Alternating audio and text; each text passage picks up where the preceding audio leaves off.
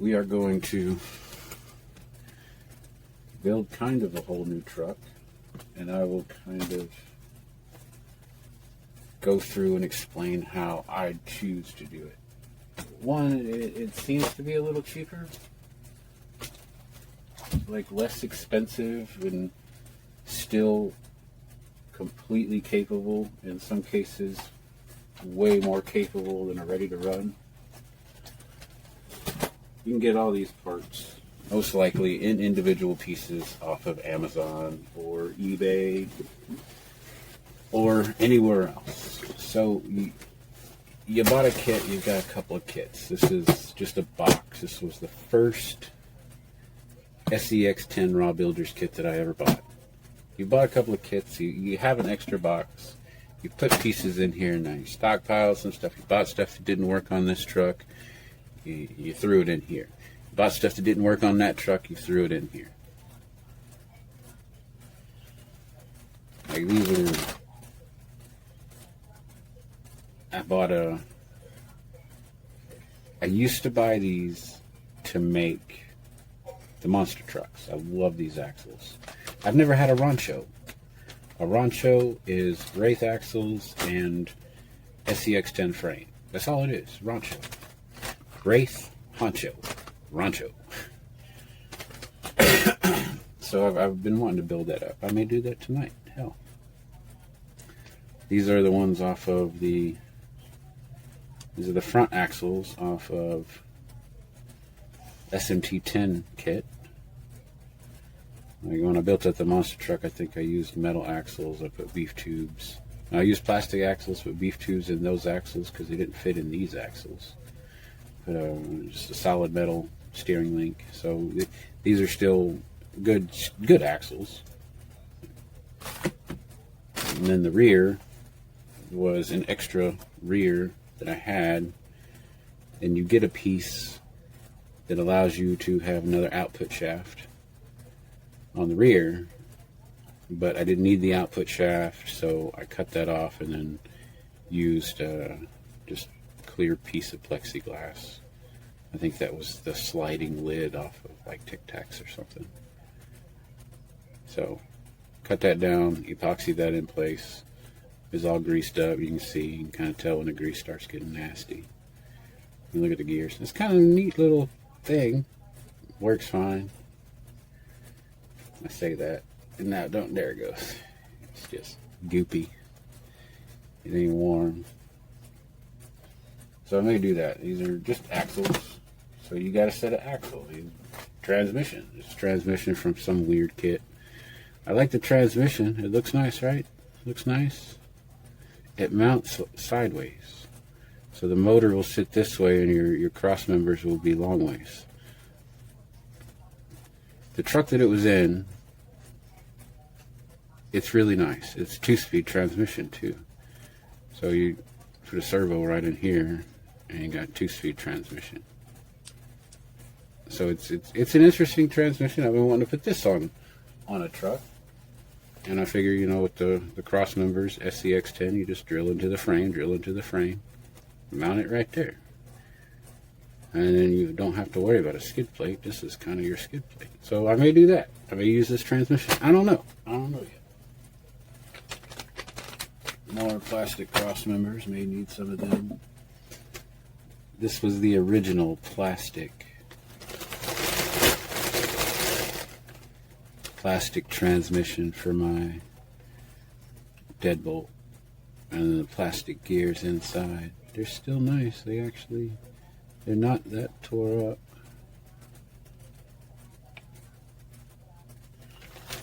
These were the frame rails from the original deadbolt. I just sanded everything down. I sanded off the emblem.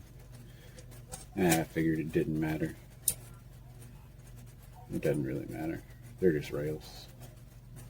No one's going to care that, oh yeah, these rails were made back in 1999. So we got rails. Now we need a skid plate. So we come to this other drawer right here. And this one is fairly light. Doesn't have the ears on it.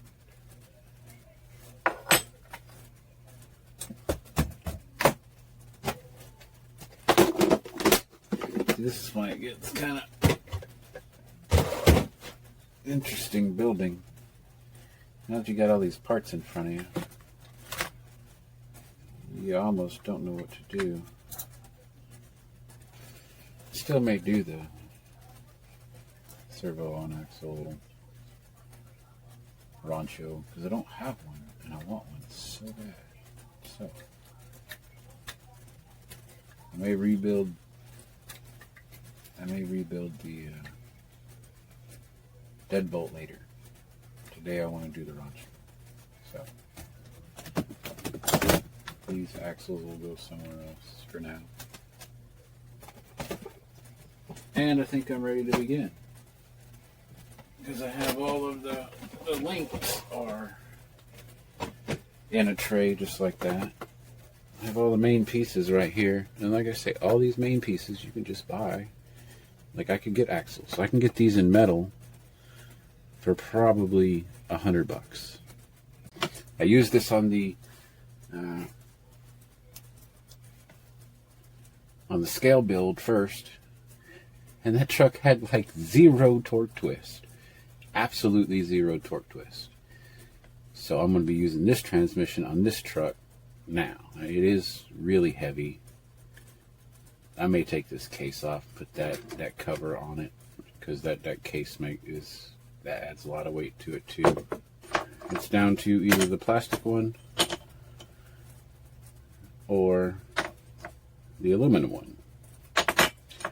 And I think I'm going to go with the aluminum one because I want to use the plastic one for more light builds, super like extra light builds. I like the plastic when I want to build light. And this one isn't going to be necessarily light. One, I'm using these rails. If I was using carbon fiber rails, I might use this. I don't know. I never know until I start building. That's the weird thing about building. So we got a transmission, we got a skid plate, we got rails, we got cross members, we got shock hoops, we got bumper. So I got one of these lift kits for an SCX-10 a long time ago so that I could build monster truck SCX-10 frame. So I'm going to use these. So hopefully you have, screws just kind of laying around. And if not, you can always buy these. You can buy those. This one was kind of inexpensive. It's not really for an SCX-10, but it does have what I need in it. And these were actually, these were stainless. So stainless steel. Now we got the tool steel screws.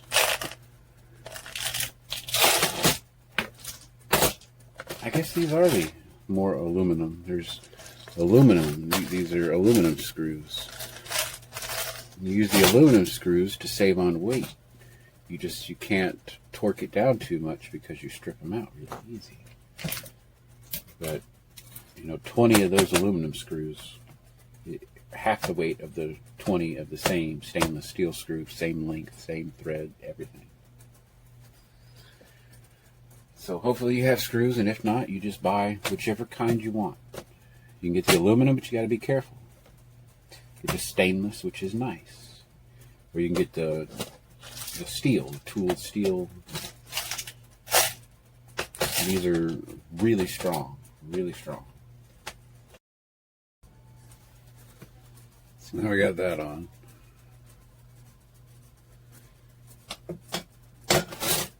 We'll put the transmission on. Okay, the transmission's in it.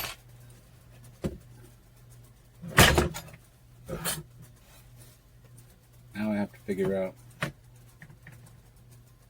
if I want to use links or which links I want to use and how far they're going to be to get the right pinion angle.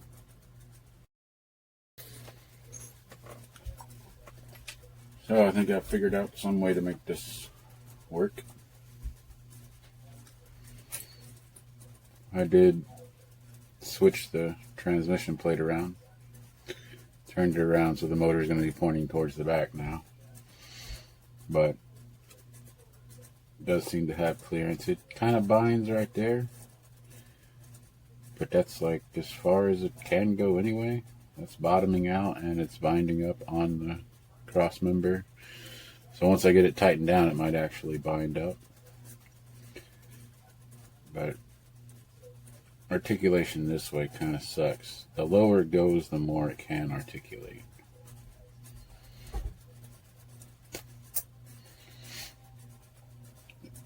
It has a bottom point of right there. It's as low as it will ever go. It binds. But from there to there, so like maybe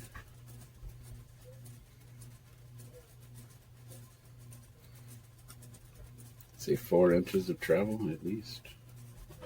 No. It's at least 3 inches of travel. Shit, maybe 2 inches of travel. That always looks bigger, right? But anyway, that kind of works. I may try different lengths on top.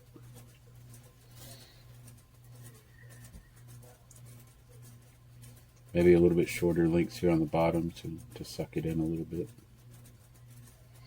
You may put these links on the outside or here instead.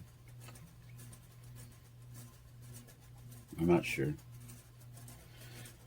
That seems to kind of work, so I'm going to go with this for a little bit. It's fairly nice. I don't know what's binding up there. I think if I do move these out to the outside, well, no, because it'll kick it out more, kick it down more, so I'll have to use shorter ones. It kind of works.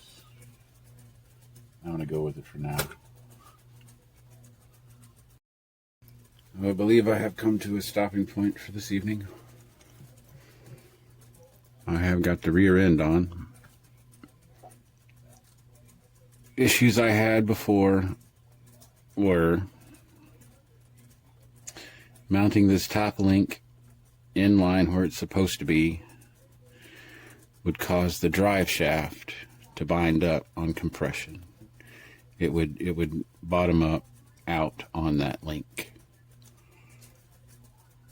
Now it compresses all the way, no binding. Shocks these are either 110 or 120 millimeter shocks. So the shocks bottom out, and I still have about maybe a half inch of compression that can happen. And there's still clearance between the drive shaft and the top link. So I can probably use 100 millimeter or 90 millimeter shocks and mount them either in the same spot or lower, and I can get the complete travel of, like, this will go up another 1/4 inch, so it'll be like up to here, and everything will be flush as long as it doesn't kick this up anymore.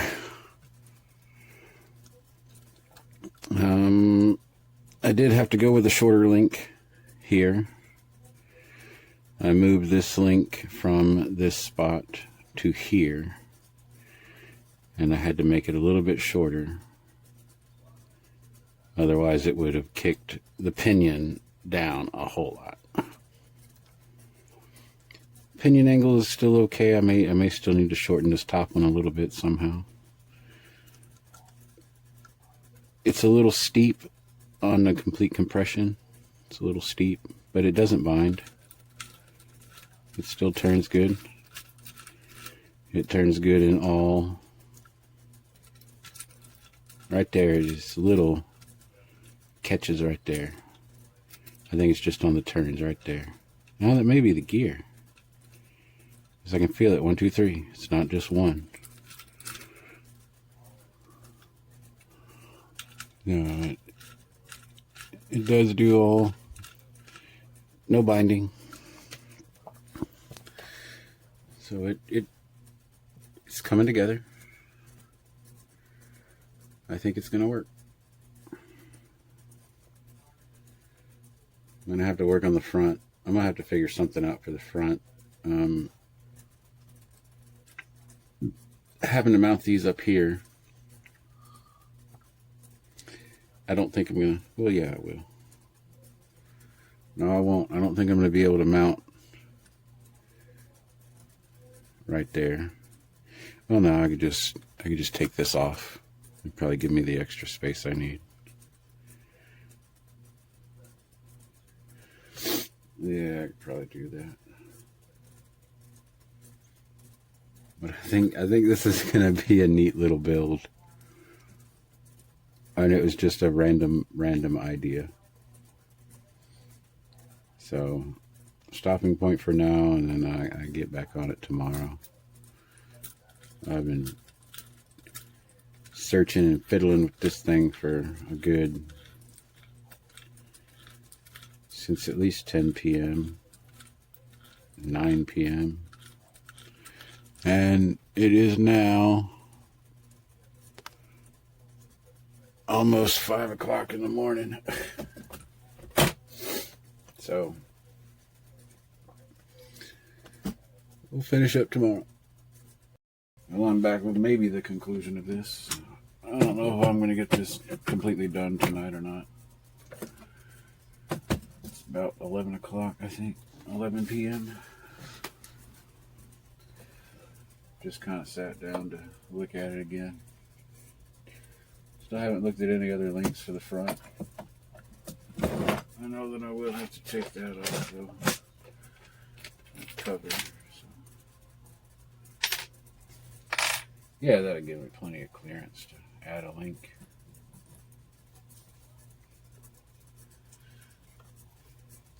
So you're going to try and look for links that'll fit. The way I kind of figure out links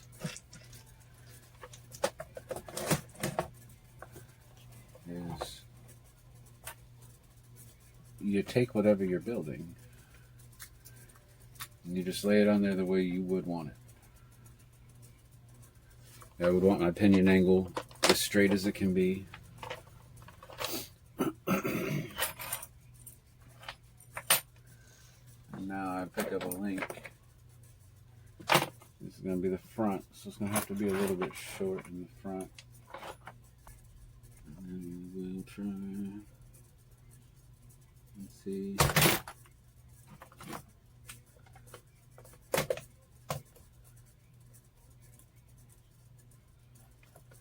I have that there. I mean, the easiest way, like put it here. Get you a ruler.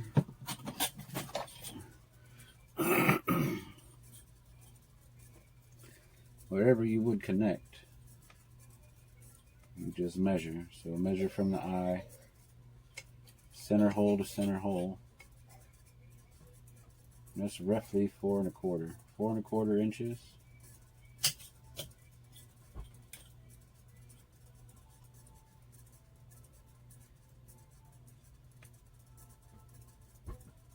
.45 centimeters. So for the bottom links, I need like 4 1/4 inches. So I get a link and then come down here and I measure it, and that says 5 1/2. So that's a no, and that says 5 1/2. So that's a no, and that says 5 3/4. Those are no's. 5. These might be able to be uppers, but I do have shorter ones, so nope, that's 5, and then the longer ones are 5 1/2, 5 1/4. So those are a negative. We have a 5, and that one's closed up all the way, so I can't make that one any shorter. This is a 4, and I need at least a 4.5 is what I said. This one's all the way at the tips, and these actually kind of bend a little bit. This is the steering link for the high clearance. But it kicks it out. Kicks it out kind of far. It's all right.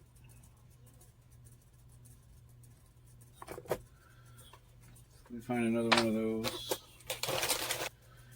So the front seemed to go on a lot quicker, a lot easier, because I already, from the rear, knew kind of what I needed to do as far as this top link and this bottom link, where they needed to mount, a rough estimation of how long they needed to be. And I use these because they're easier to adjust. You just add little, I don't know, 10 mil spacers, maybe 5 mil spacers.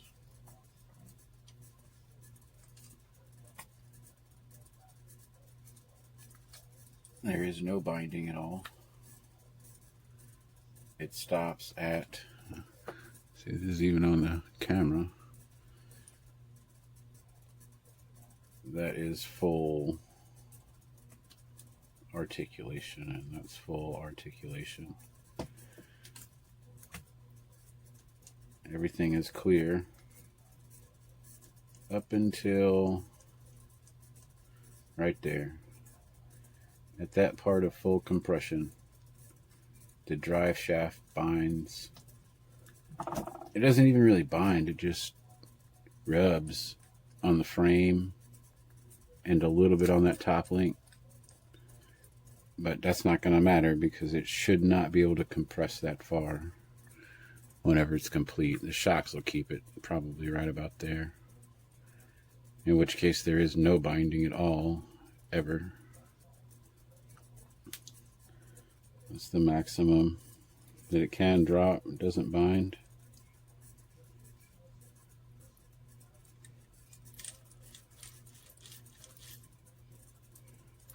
Maximum be about right there. I'll go ahead and throw shocks on it. These shocks just seem super stiff. I didn't have any oil in them when I got them. They come with 2 different springs. This one is the least stiff.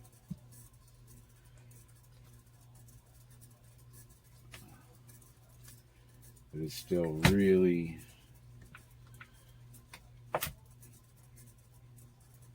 stiff. And I put oil in it. And that's the rebound.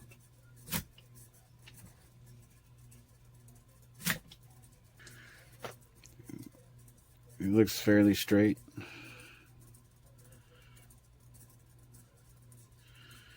So I guess at this point right here, what you have is a roller.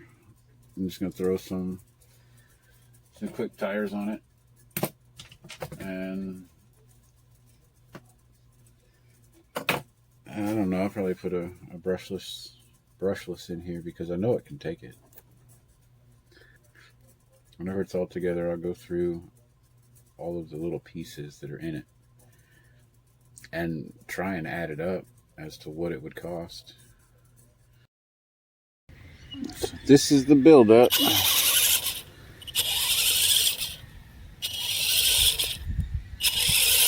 Even with the cogging of the brushless motor, there's little torque twist. There is no torque twist that I can see.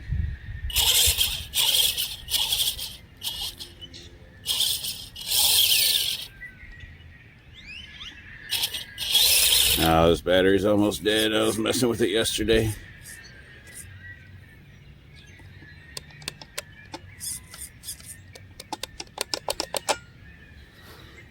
Most likely I'm just gonna get one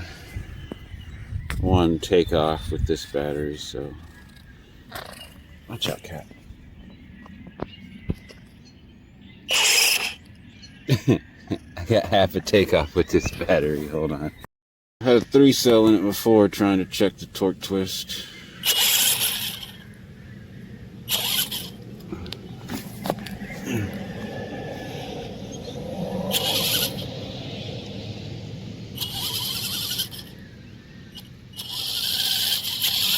The shocks are pretty stiff, so that'll keep the rear end from twisting. But I mean, it's the reverse rotation transmission.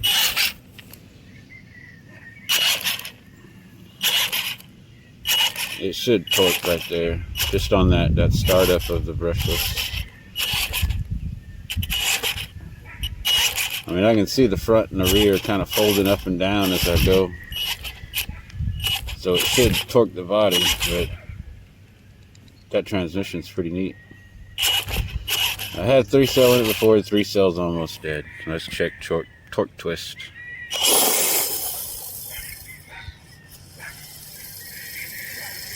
I saw none. Check again.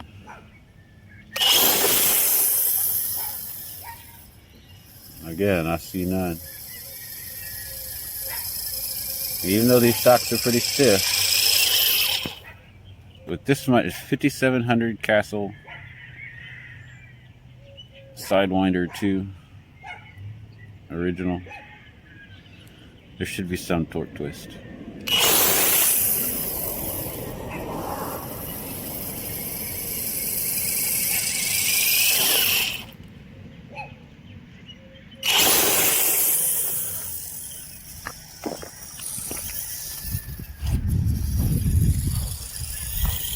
So, the new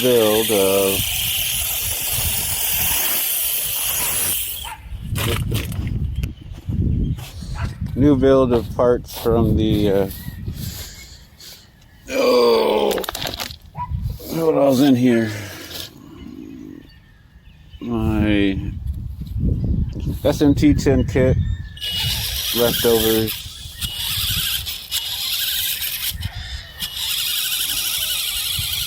I'll go through it eventually.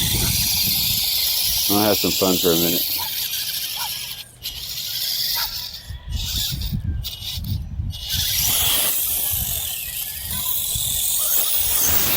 This is just 2-cell.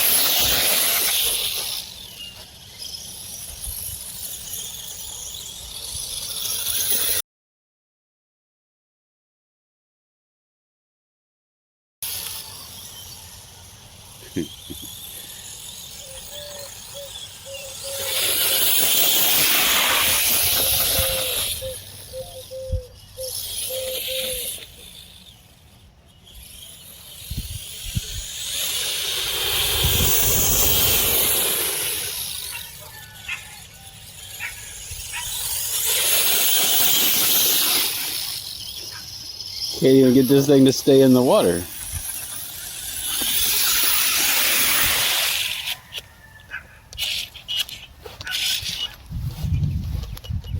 That came off. The little bead lock ring came off. That's no good.